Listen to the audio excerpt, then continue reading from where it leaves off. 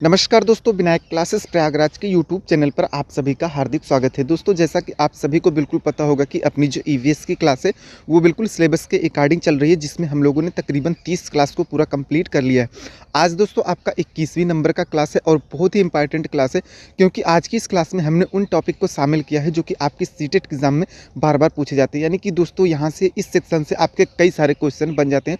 तो चलिए बिना किसी देरी के आज की इस क्लास को हम लोग स्टार्ट करते हैं, जिसमें हम लोग सबसे पहले जल के बारे में देख लेते हैं। उसके बाद जल से जुड़े जितने भी क्वेश्चन बनते हैं उन सभी टॉपिक को हम यहाँ पर शामिल किए हैं। उन सभी के बारे में हम आपको बिल्कुल विस्तार तरीके से बताने वाले हैं। तो आप सभी लोगों से बस एक ही गुजारिश है कि आप सभी लोग अपने साथ एक पेपर और पेन लेकर के बैठिए, ताकि जो भी आपको इंपॉर्टेंट पॉइंट्स मिलते जाएं उन्हें आप साथ साथ नोट डाउन करते चलें, जिससे कि आपको एग्जाम के समय रिवीजन करने में थोड़ी सी सहूलियत मिल सके।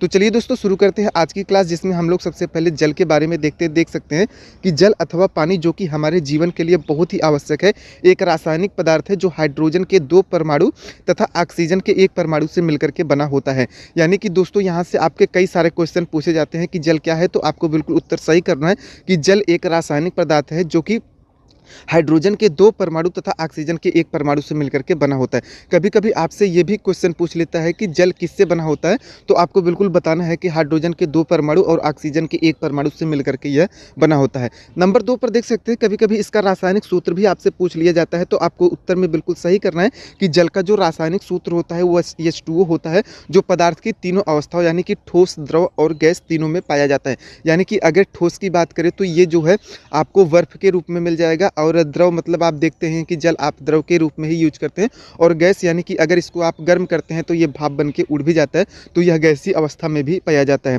वहीं पर दोस्तों नंबर 3 पर देख सकते हैं कि जल के भौतिक गुण की अगर हम बात करें तो यह एक पारदर्शी, गंधहीन और स्वादहीन पदार्थ होता है, जो भूपृष्ठ पर लगभग 3/4 भागों पर पाया जाता है।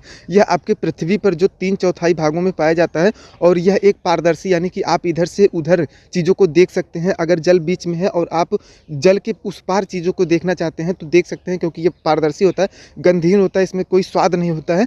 तो ये सारी चीज़ें आपको बिल्कुल याद रखनी है कि जो जल होता है वो पारदर्शी, गंधहीन और स्वादहीन पदार्थ होता है, जो कि आपके पृथ्वी पर लगभग 3/4 भागों में पाया जाता है।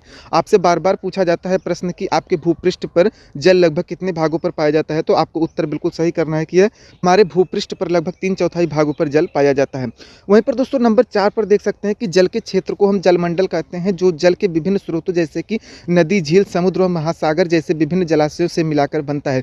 यानी कि दोस्तों जो जल का क्षेत्र होता है, जहाँ से मान लीजिए आपका झील हो गया, नदी हो गया, समुद्र हो गया, महासागर हो गया, इन सभी क्षेत्रों को हम जलमंडल कहते हैं। तो ये सारी चीज़ें बिल्कुल आपको याद करनी है और नोट डाउन करके रखनी है। नंबर 5 पर देख सकते हैं कि हमारी पूरी पृथ्वी पर लगभग 97% जो है जल वो खारा है, क्योंकि यह पीने योग्य नहीं होता है, इसमें नमक मिला होता है। तो ये आप कह सकते हैं कि हमारी जो पृथ्वी पर लगभग 97% जल है वो खारा है, जो कि महासागरों में पाया जाता है। जबकि जो 3% आपका जल बचा है वही आपके पीने योग्य होता है, जो कि आपके ग्लेशियर और भूजल यानी कि आपकी धरती के नीचे पाया जाता है। तो ये चीज़ें आपको बिल्कुल याद रखनी है। कभी कभी आपसे ये भी क्वेश्चन पूछ लेता है कि पीने योग्य पानी जो धरती पर कितने प्रतिशत उपलब्ध है, तो आपको बिल्कुल 3% उत्तर सही कर देना है। नंबर 6 पर देख सकते हैं कि पानी हमारे जीवन के लिए अति आवश्यक है, जैसा कि आप सभी को बिल्कुल पता है, लेकिन इसे हम गंदा करके अगर प्रयोग करते हैं तो इसे हमें कई सारी बीमारियां जैसे दस्त, हैजा हो जाती हैं। आगे मैं बीमारियों के बारे में पूरा विस्तार तरीके से आपको बताऊंगा, तो बस आपको थोड़ा थोड़ा अभी यहाँ पर देखते हुए चलना है, आगे आपको सारी चीज़ें बिल्कुल समझ में आ जाएंगी। नंबर 7 पर देख सकते हैं कि यदि आप पानी को साफ़ करना चाहते हैं तो उसे उबाल कर आप इसे साफ़ कर सकते हैं, क्योंकि पानी को साफ़ करने की यह सबसे अच्छी विधि है। यानी कि दोस्तों अगर मान लीजिए आपके पास कुछ पानी साफ़ सुथरी है और उसमें कुछ अशुद्धियाँ थोड़ी बहुत हैं, तो आप उसे उबाल करके उस अशुद्धियों को आप दूर कर सकते हैं। यह आपका घरेलू उपाय है और बहुत ही ज़बरदस्त उपाय है। तो देख सकते हैं कि जल से जुड़े जितने भी क्वेश्चन बनने वाले थे, यहाँ हमने उन सभी को शामिल कर लिया। इससे ज़्यादा न तो आपको आपके एनसीईआरटी बुक में जल से संबंधित देखने को मिलेगा, और न ही आपके सीटेट एग्जाम में पूछे जाने की संभावना है। तो इसे आप नोट डाउन बिल्कुल करके रख सकते हैं। वहीं पर दोस्तों अगर हम लोग जल के प्रकार की बात करें तो यहाँ से भी आपके कई सारे क्वेश्चन बन जाते हैं। तो जल आपका निम्न प्रकार का होता है, जिसमें आप नंबर 1 पर देख सकते हैं। नंबर 1 पर है मीठा जल।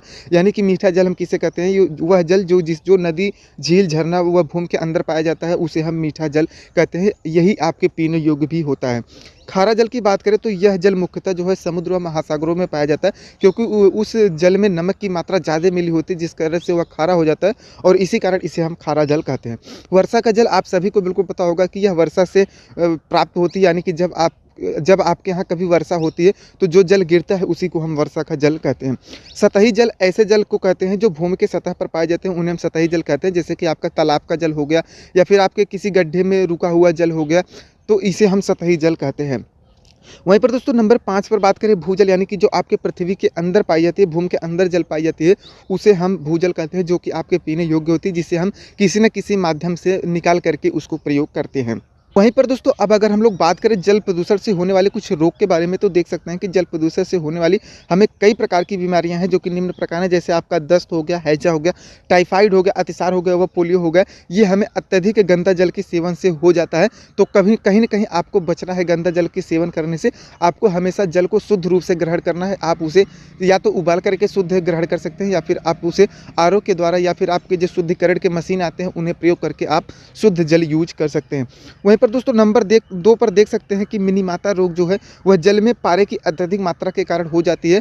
तो अगर जल में अत्यधिक पारे की मात्रा है तो उस जल को आपको नहीं प्रयोग करना चाहिए, क्योंकि इससे आपका मिनीमाता रोग हो जाता है। यहाँ पर आप इस सेक्शन से आपके कई सारे क्वेश्चन पूछ जाते हैं, जैसे आपका मिनीमाता हो गया, इटाई हो गया, ब्लैकफुट हो गया। ये सब क्वेश्चन आपके बार बार सीटेट एग्जाम में पूछे गए हैं और आगे भी पूछे जाने की संभावना है। तो ये सारी चीज़ें बिल्कुल आपको नोट डाउन करके रखनी है, क्योंकि यहाँ से 90% चांस है आपके क्वेश्चन बनने के। नंबर 3 पर देख सकते हैं इटाई रोग। अगर जल में आपके कैडमियम की अधिकता हो जाती है तो आपको इटाई नामक रोग हो जाता है। वहीं पर अगर हम ब्लैकफुट की बात करें तो जल में अगर आर्सेनिक की अधिकता हो जाती है तो कहीं ना कहीं हमें ब्लैकफुट नामक रोग हो जाता है। तो ये 3-4 पॉइंट्स आपको बिल्कुल अपने नोटबुक में लिख करके रखना है, यहाँ से आपके बिल्कुल क्वेश्चन बन जाते हैं। वहीं पर दोस्तों आगे बात करें तो देख सकते हैं कि एक ब्लू वेवी सिंड्रोम नाम का जो बीमारी है वो जल में नाइट्रेट की अधिकता के कारण हो जाता है।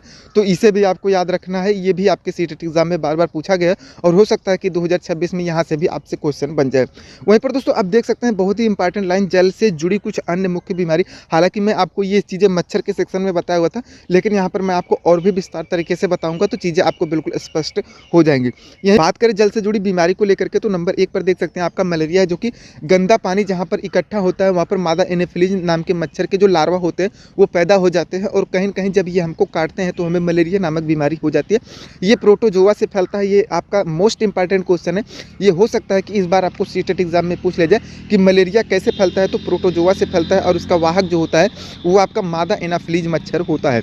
वहीं पर दोस्तों बात करें डेंगू की तो देख सकते हैं कि डेंगू जो है एक वायरस यानी कि विषाणु के तहत फैलता है, और ये इसका जो वाहक होता है वो इंडीज मच्छर होता है। चिकनगुनिया की बात करें तो चिकनगुनिया भी आपका वायरस यानी कि विषाणु से फैलता है, और इसका भी वाहक जो होता है वो इंडीज इजिप्टी होती है। तो कहीं न कहीं इन 3 चीज़ों को आपको बिल्कुल याद करके रखना है, इन्हें आपको याद करके रखना है। यहीं से आपके बिल्कुल हर बार एक क्वेश्चन बनते हैं और इस बार भी आपके एक क्वेश्चन बन जाएंगे।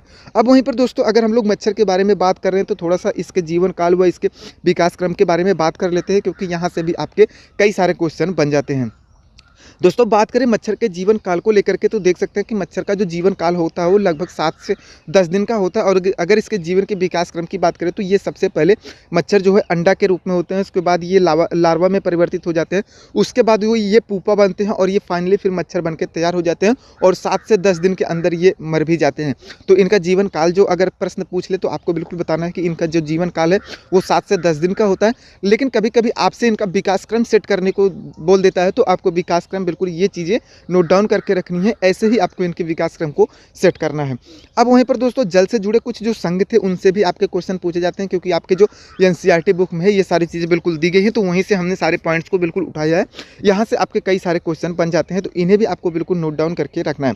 बात करें तरुण भारत संघ की, जो कि आपके सीटेट एग्जाम से बहुत ही ज़्यादा इंपॉर्टेंट है, क्योंकि इसके जो संस्थापक थे वो राजेंद्र सिंह थे, जिन्हें जल पुरुष के नाम से जाना जाता है। कई बार आपसे सीटेट एग्जाम में पूछ लिया जाता है कि जल पुरुष किसे कहते हैं, तो यहाँ से भी आपके क्वेश्चन बन जाते हैं। बात करें दोस्तों तरुण भारत संघ के संदर्भ में नंबर 1 पर तो देख सकते हैं कि तरुण भारत संघ जो है एक भारतीय गैर सरकारी संगठन यानी कि एनजीओ है, जिसकी स्थापना 1975 ईस्वी में राजस्थान राज्य में हुई थी।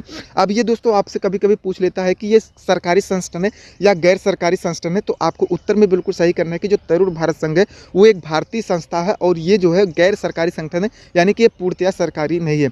यहाँ पर देख सकते हैं कि जो इसकी स्थापना से अगर क्वेश्चन पूछ ले तो आपको उत्तर बिल्कुल सही करना है कि इसकी स्थापना जो है राजस्थान राज्य में हुई थी और 1975 ईस्वी में हुई थी।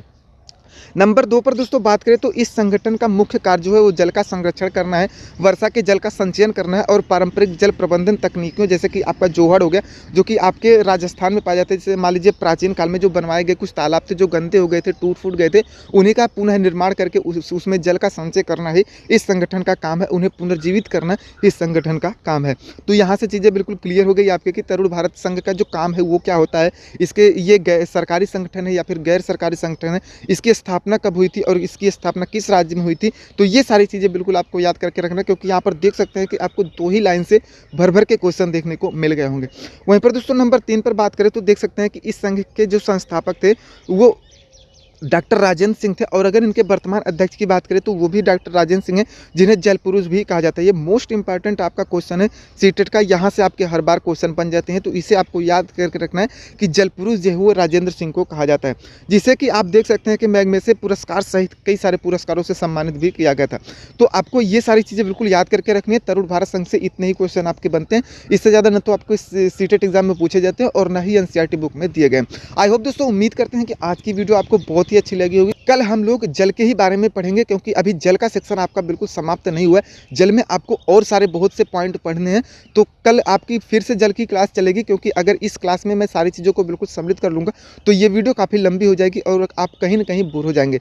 तो कल आपको बिल्कुल भी क्लास मिस नहीं करना है। अगर आप चैनल को सब्सक्राइब नहीं किए तो चैनल को सब्सक्राइब करके रखिए, ताकि जब कल जल का दूसरा पार्ट आए तो उसका नोटिफिकेशन आपको मिल जाए और आप उसे देख करके अपनी सीटेट एग्जाम की तैयारी को और भी बेहतरीन कर सकें। आई होप दोस्तों, उम्मीद करते हैं कि आज की वीडियो आपको बहुत ही अच्छी लगी होगी। वीडियो यदि अच्छी लगी हो तो वीडियो को एक लाइक जरूर कर दे, वीडियो को ज़्यादा से ज़्यादा उन दोस्तों के पास शेयर भी कर दे जो आपके साथ सीटेट एग्जाम की तैयारी कर रहे हैं। और अगर आप चैनल पर नए हैं तो चैनल को सब्सक्राइब भी कर ले, क्योंकि हम ऐसी ही वीडियो हर रोज़ अपने इस चैनल पर अपलोड करते रहते हैं। दोस्तों, पूरा वीडियो देखने के लिए आप सभी का बहुत बहुत धन्यवाद। मिलते हैं किसी नए वीडियो में किसी नए टॉपिक के साथ, तब तक के लिए नमस्कार।